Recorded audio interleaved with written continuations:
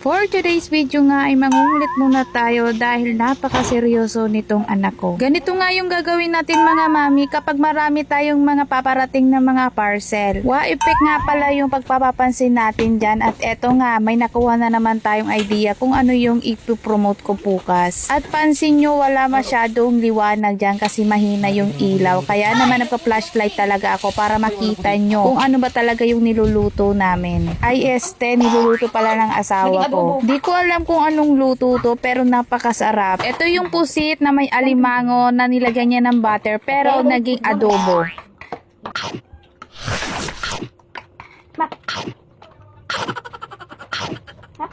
Hindi naman po ako gutom talaga dyan. As in talaga gutom na gutom lang. Sobrang sarap nga kasi talaga ng ulam na yan. Kaya naman dito na lang yung mini vlog ko at baka mabulunan pa.